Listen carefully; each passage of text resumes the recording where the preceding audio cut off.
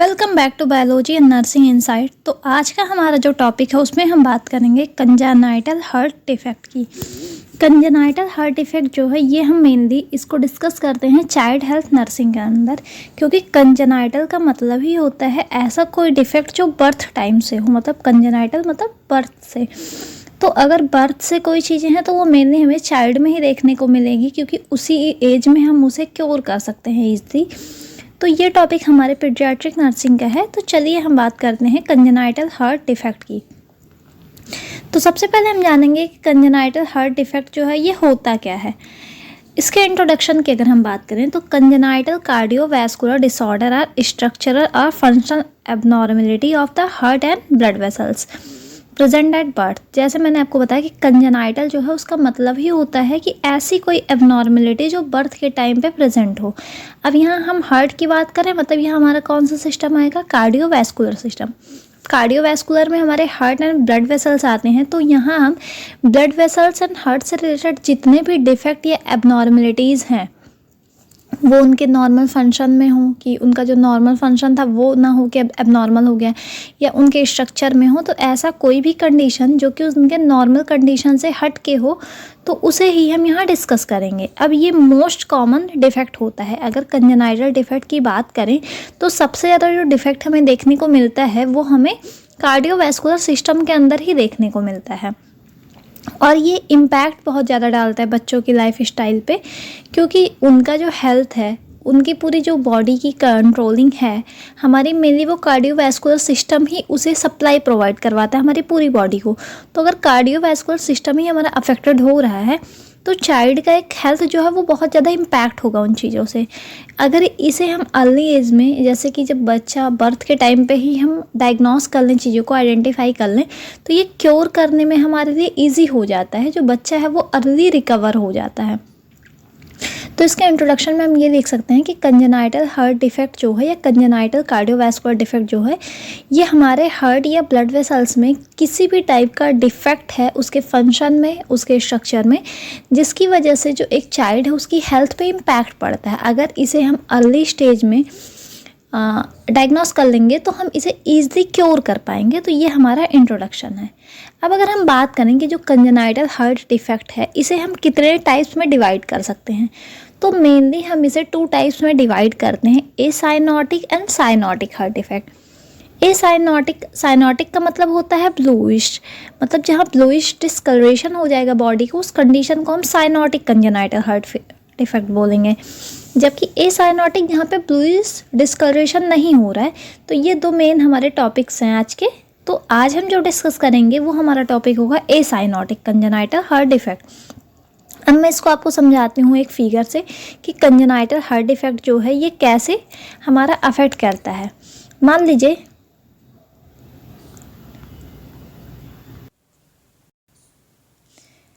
ये आपका हार्ट है, इसमें मैं आपको समझाती हूँ। ये मान लीजिए इसके चैम्बर है आपका, ये इधर वाला आपका राइट साइड का है, इधर का, एंड इधर का आपका लेफ्ट साइड का है। तो हमें पता है कि राइट साइड में ही हमारे सुपीरियर वेना कावा से और इन्फीरियर वेना कावा से हमारे हार्ट के अंदर जो ब्लड होता है वो आता है, और ये दोनों फिर हमारे वेंट्रिकल्स में जाता है। तो ये राइट एट्रियम है एंड ये राइट वेंट्रिकल है। फिर ये हमारा लेफ्ट एट्रियम है एंड ये हमारा लेफ्ट वेंट्रिकल है। अब अगर हम यहाँ साइनोटिक और एसाइनोटिक कंडीशन की बात करें तो जब एसाइनोटिक की हम बात करेंगे तो जो ब्लड हमारा है वो लेफ़्ट से राइट जाएगा।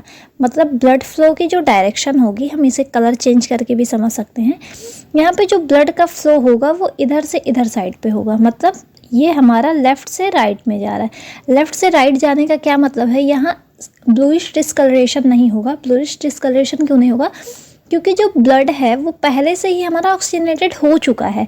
यहाँ से हमें पता है कि इधर की साइड पे हमारा डीऑक्सीजनेटेड ब्लड होता है, जो हमारी ये वाली साइड होती है, यहाँ पे हमारा डीऑक्सीजनेटेड ब्लड होता है, जबकि इधर हमारा ऑक्सीजनेटेड ब्लड होता है, और फिर आर्योटा के थ्रू वो पूरी बॉडी में सप्लाई होता है।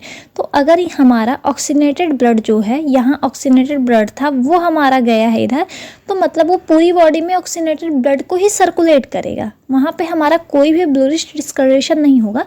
तो इसके डायरेक्शन में आप ये भी देख सकते हैं कि यहाँ पे जो हमारा ब्लड होता है वो लेफ़्ट से राइट की साइड जाता है, लेफ़्ट टू राइट, और यहाँ पे ब्लू जो कलर का बॉडी हो जाती है वो यहाँ हमें देखने को नहीं मिलता है, मतलब यहाँ पे हमें नो साइनोसिस, नो ब्लूइश।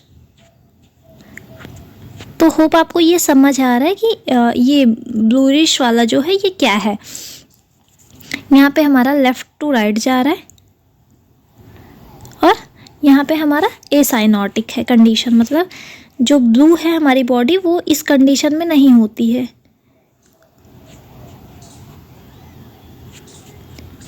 अब हम सेकंड वाले कंडीशन की अगर बात करें, ये था हमारा एसाइनोटिक का। अब अगर हम साइनोटिक की बात करें तो जैसे ये हमारा हार्ट के चैम्बर्स हैं, मान लीजिए आप, अब इसमें भी हमारे सेप्टम्स लगे होते हैं जो डिवाइड करते हैं। तो यहाँ पे ये राइट एट्रियम है, ये लेफ्ट एट्रियम है, यहाँ वेंट्रिकल है, यहाँ भी वेंट्रिकल है। यहाँ पे जो ब्लड फ्लो का डायरेक्शन होता है वो उल्टा होता है।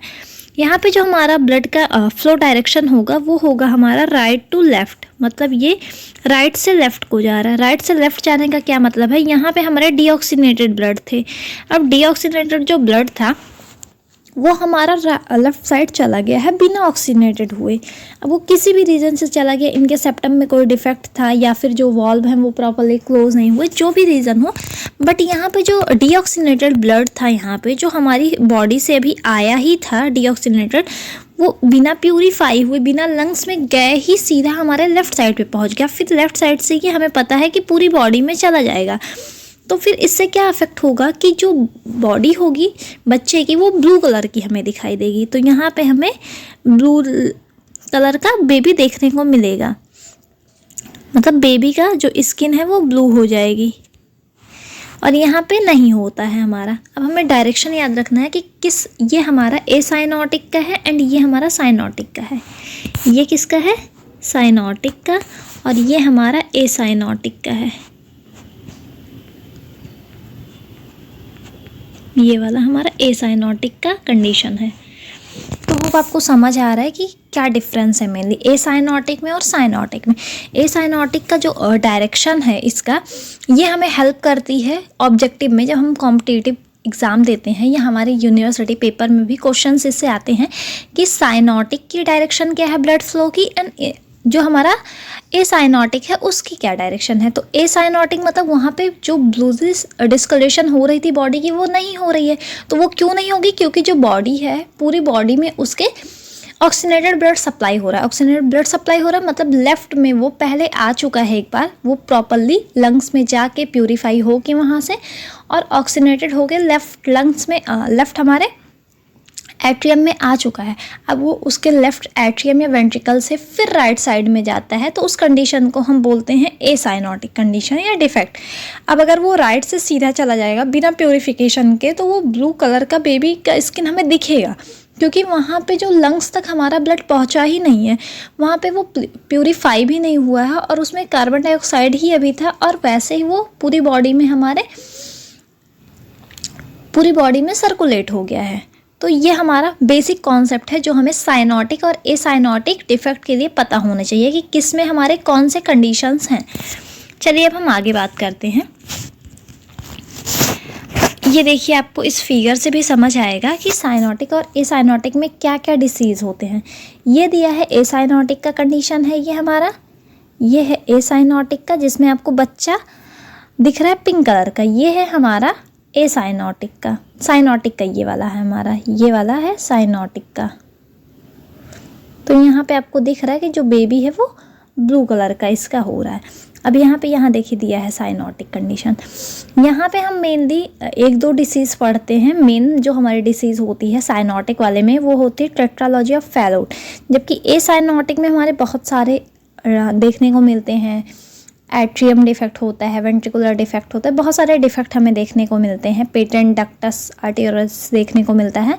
तो एसाइनोटिक में हमें याद रखना है कि जो बेबी होगा वो पिंक कलर का दिखेगा, ब्लू कलर का बेबी नहीं दिखेगा, जबकि साइनोटिक में जो बेबी होगा वो ब्लू कलर का दिखेगा। अब इसका रीज़न क्या है कि यहाँ पे देखिए आप, यहाँ से आप समझ सकते हैं कि यहाँ की जो डायरेक्शन है, जैसे यहाँ पे ब्लड आया था और ये सीधा ही हमारे इस साइड चला गया है, लेफ़्ट साइड पे हमारे राइट साइड का।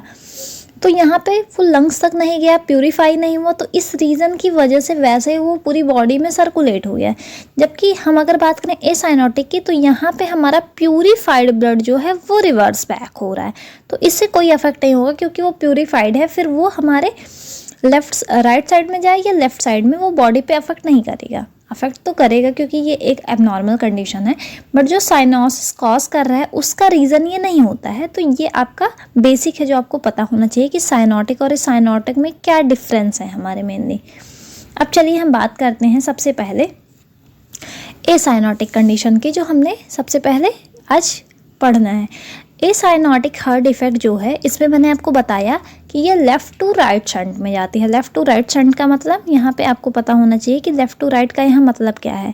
जैसे ये है, ये मान लीजिए आपका फिगर है, ये लेफ़्ट साइड, ये राइट साइड आपकी है और ये लेफ़्ट साइड है।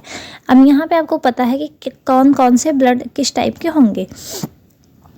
तो यहाँ पे आपके मान लीजिए यहाँ पे ऑक्सीनेटेड ब्लड है, यहाँ हाई कंसंट्रेशन का, और यहाँ CO2 वाले होते हैं हाई कंसंट्रेशन के।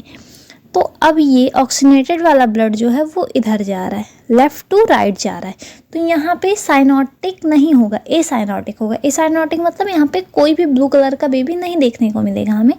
तो लेफ़्ट से जा रहा है मतलब ऑक्सीजन उसमें ज़्यादा है। अगर यही चीज़ राइट से जाती, हमारी राइट से जाती, तो वहाँ पे कार्बन डाइऑक्साइड ज़्यादा होता। तो होप आपको ये समझ आ गया है कि यहाँ पे ये क्यों हो रहा है एसाइनोटिक का, और लेफ़्ट टू राइट शंट का मतलब क्या है।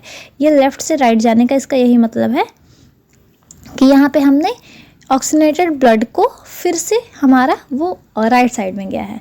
अब बात करते हैं हम, इसमें देख लेते हैं क्या लिखा है। These defect allow oxygenated blood to flow back into the lungs instead of circulating to the body, they do not cause cyanosis.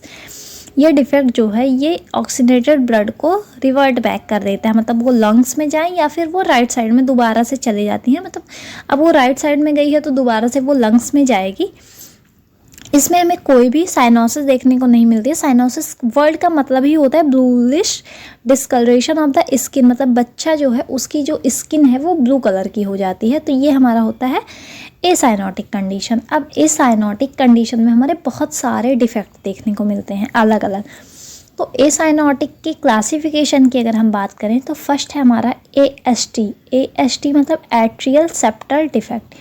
Second है हमारा VST। VST का है वेंट्रिकुलर सेप्टल डिफेक्ट। तीसरा हमारा है PDA, patent ductus arteriosus. Then हमारा है coarctation of aorta. Then है हमारा aortic stenosis, pulmonary stenosis and mitral stenosis. तो ये हमारे एसाइनोटिक कंडीशन जो है उनके क्लासिफिकेशंस हैं। अब हम एक एक के बारे में पढ़ेंगे। तो फर्स्ट टॉपिक है हमारा AST। AST का फुल फॉर्म क्या होगा? एट्रियल सेप्टल डिफेक्ट, मतलब जो एट्रियम है हमारी उसके सेप्टम में कोई भी डिफेक्ट आ रहा है। अब इसे समझने के लिए भी आपको एक फिगर समझना होगा कि यहाँ पे क्या हो रहा है एग्जैक्टली। यहाँ पे फिगर आपको दिया गया है, बात करते हैं हम। यहाँ देख लीजिए, जैसे कि ये दोनों ही हमारे एट्रियम हैं। वो अगर हम बात करें यहाँ क्या डिफेक्ट हो रहा है, तो दोनों जो हमारे लेफ़्ट और राइट साइड के एट्रियम हैं उनके बीच में कोई होल रह गया है, जिसकी वजह से जो ब्लड है वो ईजिली फ्लो कर पा रहा है left to right, right to left. तो उस कंडीशन को हम एट्रियल सेप्टल डिफेक्ट बोलते हैं। मतलब यहाँ पे अगर यही डिफेक्ट हमारा वेंट्रिकल्स में होगा, लेफ़्ट या राइट, मतलब दोनों के मिड पॉइंट पे कहीं भी वो डिफेक्ट हो सकता है, ज़रूरी नहीं कि मिड पॉइंट पे हो। तो अगर उनके बीच में कोई भी डिफेक्ट है जिसकी वजह से जो ब्लड है वो ईजिली फ्लो कर पा रहा है दोनों साइड पे, तो उसे हम डिफेक्ट ही बोलते हैं, क्योंकि ये नॉर्मली ब्लड को अलग करती हैं, डीऑक्सीनेटेड को अलग और ऑक्सीनेटेड को अलग कर देती हैं। तो ये हमारा होता है ASD, आर्टेरियल सेप्टल डिफेक्ट। तो आपको ये पता होना चाहिए कि ये क्यों है, मतलब ये दोनों एट्रियम के बीच में कोई डिफेक्ट हो रहा है। अब डिफेक्ट का मतलब है कि वहाँ की जो हमारी लेयर है वो उनमें ओपनिंग रह गई है, उसकी वजह से दोनों ब्लड ईजिली फ्लो कर पा रहा है। अब अगर हम बात करें कि क्या चीज़ है ये, तो N abnormal opening in the atrial septum. जो एट्रियम की सेप्टम थी, सेप्टम मतलब जो दो चीज़ों को डिवाइड करे, तो जो सेप्टम थे उसमें कोई ओपनिंग रह गई है, जिसकी वजह से जो ऑक्सीजनेटेड ब्लड है वो मिक्स हो रहा है डीऑक्सीजनेटेड ब्लड के साथ, मतलब वो लेफ़्ट टू राइट जा रहा है। तो हमें पता है लेफ़्ट में ऑक्सीजनेटेड होता है एंड राइट में हमारा डीऑक्सीजनेटेड होता है। तो ऑक्सीजनेटेड एंड डीऑक्सीजनेटेड ब्लड जो है वो मिल रहे हैं दोनों, तो उस कंडीशन को ही हम AST बोलेंगे। ये एक एबनॉर्मल ओपनिंग है सेप्टम के बीच में। अगर हम इसे छोड़ दें अनकरेक्टेड, मतलब इसे हम ट्रीट ना करें, तो पल्मोनरी हाइपरटेंशन जो है वो प्रोग्रेस पे हो जाता है और राइट साइड हार्ट जो है वो ज़्यादा वहाँ पे हमारे राइट साइड पे हमारा प्रेशर पड़ने लगता है। ये जो है रिवर्सिबल प्रेशर को भी कभी कभी कॉज करता है, जो कि हमारे राइट साइड पे ज़्यादा होता है reversible. This phenomena is known as Eisenmenger's syndrome. इसको एक सिंड्रोम भी बोलते हैं, AST को आइसन-मेनेंगर्स सिंड्रोम। इसमें क्या होगा कि राइट टू लेफ़्ट शंटिंग करते हैं, जिसमें ऑक्सीजन पुअर ब्लड होता है, मतलब क्योंकि वो बार बार जा रहा है ब्लड सर्कुलेट होने के लिए, तो इस वजह से यहाँ पे हमारी लेफ़्ट और राइट साइड पे भी प्रेशर बढ़ जाता है। और ये मेनली अगर हम बात करें तो साइनोसिस कॉज नहीं करते, बट इन सम केसेस ये साइनोसिस कॉज कर सकता है। अब अगर हम बात करें इसके फिगर, तो हमने देख लिया ये सेप्टम थी, इसकी सेप्टम में ही हमारे, ये मान लीजिए एक सेप्टम थी, इसके सेप्टम में ही हमने देखा कि कोई होल था, ओपनिंग रह गई थी, इसीलिए हमने इसे एट्रियल बोला। अगर ये वेंट्रिकल्स के बीच होती तो इसे वेंट्रिकल सेप्टल डिफेक्ट बोलते। अब बात करें अगर इसके हम टाइप्स की, कि इसके कितने टाइप्स हैं, तो मेनली इसके 3 टाइप्स होते हैं। ऑस्टियम प्रीमम। ऑस्टियम प्रीमम का मतलब होता है कि लोअर एंड पे है, मतलब जो सेप्टम का एंड है उसके मतलब नीचे का लोअर एंड है, उस पार्ट पे अगर ओपनिंग रह गई है तो उसे हम प्रीमम बोलते हैं। ऑस्टियम सेकेंडम क्या होता है कि ये ओपनिंग जो है वो सेंटर पे है, मतलब बीचों बीच में एकदम है। एंड थर्ड है हमारा साइनस। साइनस का मतलब होता है near the junction between superior vena cava and right atrium. Superior vena cava और राइट एट्रियम का जहाँ जंक्शन है उस पॉइंट पे अगर ओपनिंग रह गई है तो उसे हम साइनस वेनस बोलते हैं, वेनोसस। तो मेनली हमारे 3 टाइप के एट्रियल सेप्टल डिफेक्ट होते हैं। एक हमारा लोअर एंड पे होता है, एक हमारा सेंटर पे, एंड थर्ड वन हमारा होता है जंक्शन पे, सुपीरियर वेना कावा और राइट एट्रियम के। अगर बात करें इसकी क्लिनिकल मैनिफेस्टेशन की, कि हमें अगर कोई बेबी है जो एट्रियल सेप्टल डिफेक्ट से सफ़र कर रहा है तो क्या क्या सिम्टम्स देखने को मिलेंगे बच्चे में, तो ये बेस होता है कि बच्चा जो है उसके अंदर कितना सीवियरली अफेक्टेड है। अब अगर मेनली तो ये हमें बच्चों में देखने को मिलता है तो ये ईज़िली, मतलब खुद से ही रिपेयर हो जाता है एक छोटे बच्चे के अंदर, बट सम केसेस में अगर ये सीवियर है तो वहाँ पे हमें इसके मैनेजमेंट की नीड होती है। तो क्या क्या सिम्टम्स हमें देखने को मिलेंगे मेनली, तो हमें देखने को मिलेगा कि जब बच्चे को हम फीड करवाएंगे तो वो बहुत जल्दी टायर्ड हो जाएगा। वो खाते टाइम या खेलते टाइम भी बच्चा जो होता है वो टायर्ड होता है। शॉर्टनेस ऑफ ब्रीथ देखने को हमें मिलती है। फटीग, स्वेटिंग एंड पल्पिटेशन देखने को मिलता है। और शंटेड ग्रोथ भी जो उसकी है वो उसके माइलस्टोन के अकॉर्डिंग नहीं होती है, मतलब बच्चे की जितनी एज है उस हिसाब से उसकी प्रॉपर ग्रोथ नहीं होती है। ये सिम्टम्स हमें देखने को मिलते हैं।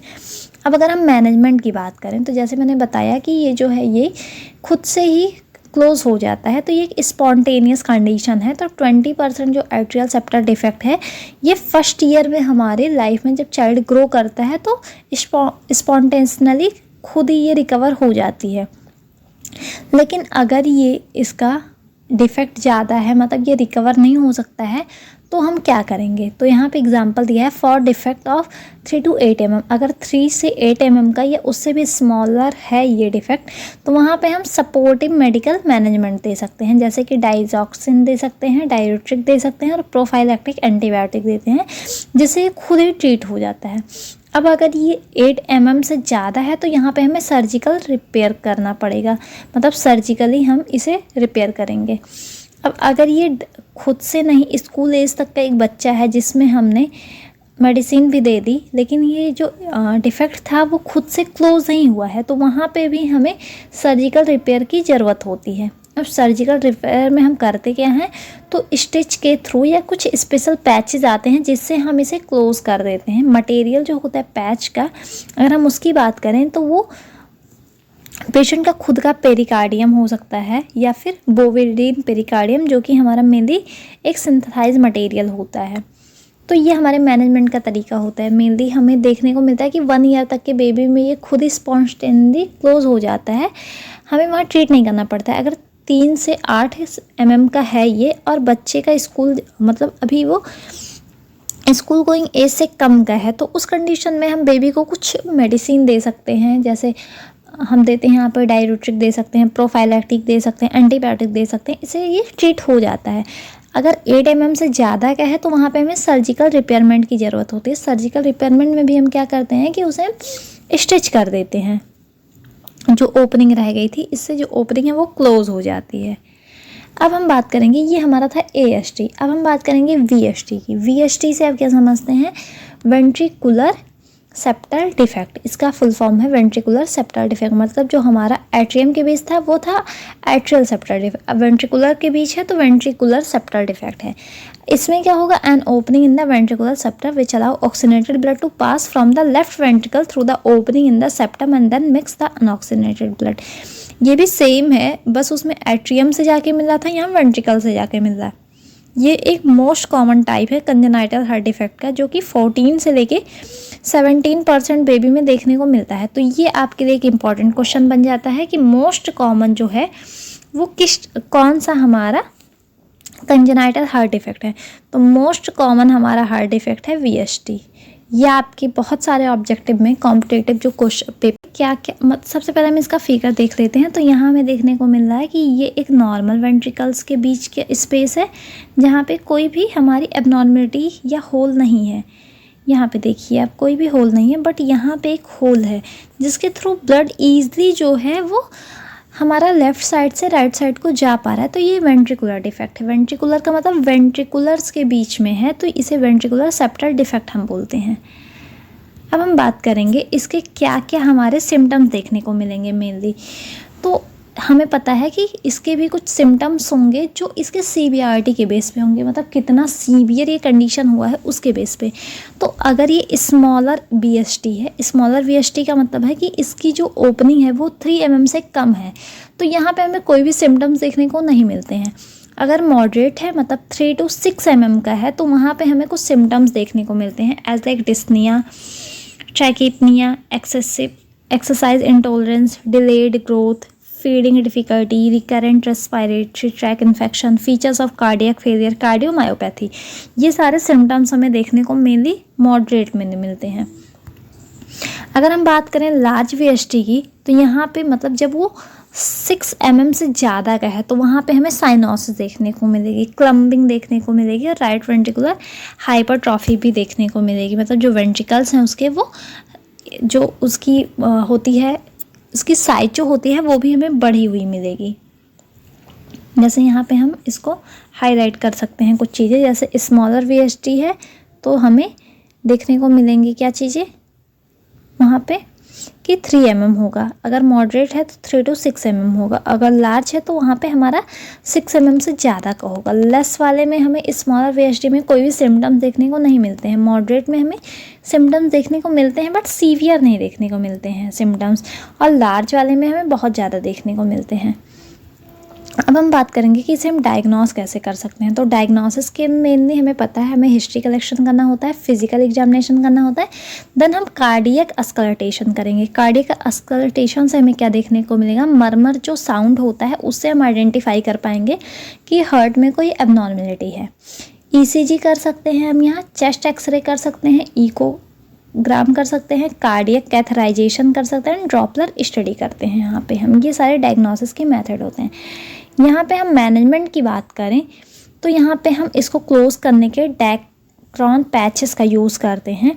Pulmonary artery banding is done for large or multiple VST। अगर मल्टीपल VST है मतलब बहुत सारी ओपनिंग हो रखी है, 1 से ज़्यादा या 2 से ज़्यादा, तो वहाँ पे हम पल्मोनरी आर्टरी बैंडिंग करते हैं इसको मैनेज करने के लिए। तो ये हमारा था VST क्या था? Ventricular septal defect. AST क्या था? Arterial septal defect. तो दोनों को ही हम सर्जरी के थ्रू क्लोज कर सकते हैं।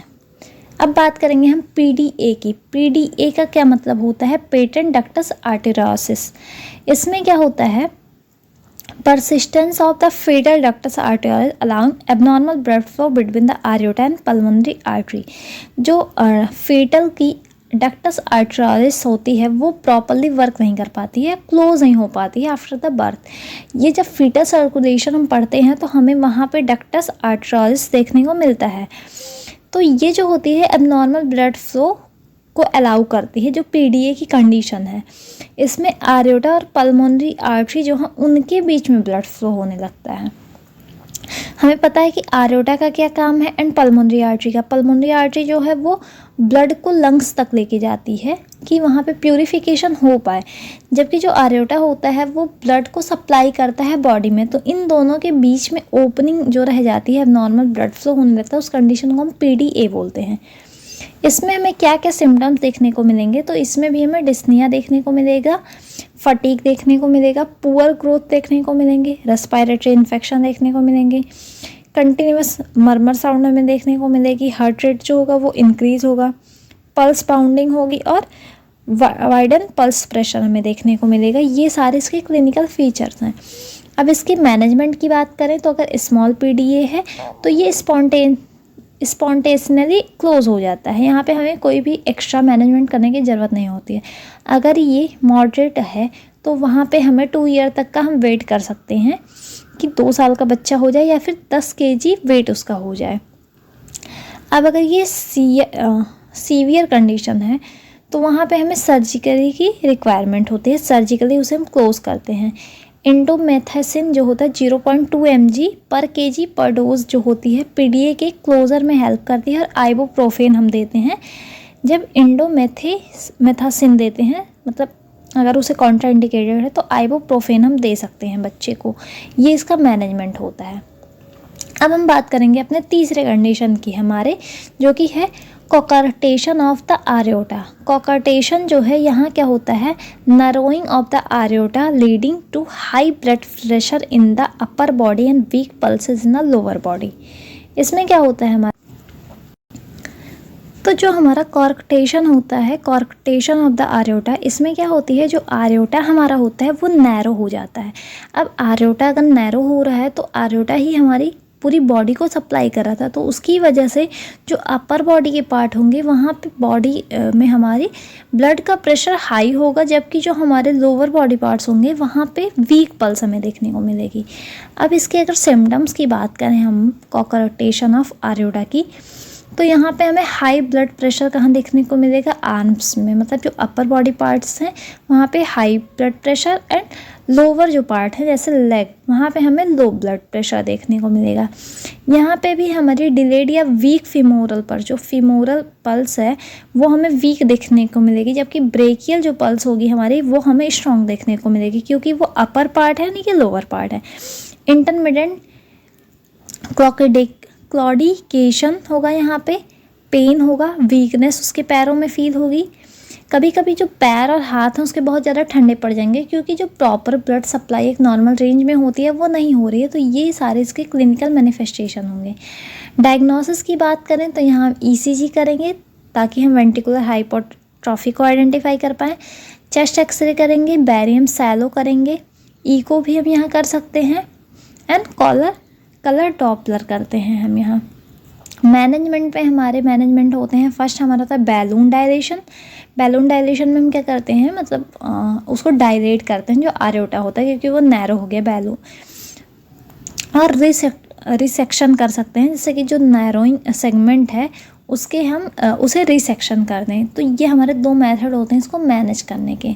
अब हम बात करेंगे ये जो हमारे बाकी के 3 टॉपिक हैं, 3 तो हमें डिटेल में पढ़ने थे, बाकी जो हमारे एसाइनोटिक के 3 आर्योटिक स्टेनोसिस हैं, वेंट्रिकुलर पल्मोनरी स्टेनोसिस है और मिट्रल स्टेनोसिस है, ये तीनों को हमें डिटेल में नहीं पढ़ना है, इसके बारे में बस हमें पता होना चाहिए कि क्या है। तो आर्योटिक स्टेनोसिस जो है ये क्या होती है, आर्योटिक जो वॉल्व होता है वहाँ पे नैरोइंग हमें देखने को मिलता है, मतलब वो नैरो हो जाता है। Obstruction blood flow the body, ये जो ब्लड फ्लो होता है यहाँ पे हमारी बॉडी में, ये उसे ऑब्स्ट्रक्ट करते हैं। ऑब्स्ट्रक्ट का मतलब होता है बैरियर का काम करते हैं, वहाँ पे प्रॉपर सप्लाई नहीं होने देते हैं, तो ये आर्योटिक स्टेनोसिस होती है। सेकंड जो हमारा है पल्मोनरिक स्टेनोसिस, पल्मोनरी मतलब आर्योटिक वॉल्व जो हैं यहाँ भी नैरो हुए हैं, या पल्मोनरी वॉल्व होंगे और यहाँ आर्योटिक वॉल्व होंगे, दोनों में सेम हो गया, तो इसे आप करेक्ट कर लीजिएगा। थर्ड हमारा होता है मिट्रल स्टेनोसिस। मिट्रल स्टेनोसिस में जो मिट्रल वॉल्व है वो नैरो हो गई है, उसकी वजह से प्रॉपर सप्लाई नहीं हो पा रहा है। तो ये हमारे 3 कंडीशन ऐसे हैं जिनके बारे में सिर्फ हमें पता होना चाहिए, बाकी 3 को हमने डिटेल में स्टडी किया है। तो होप आपको वीडियो अच्छी लगी हो। वीडियो अच्छी लगी तो लाइक करें, शेयर करें, सब्सक्राइब करना ना भूलें। Thank you.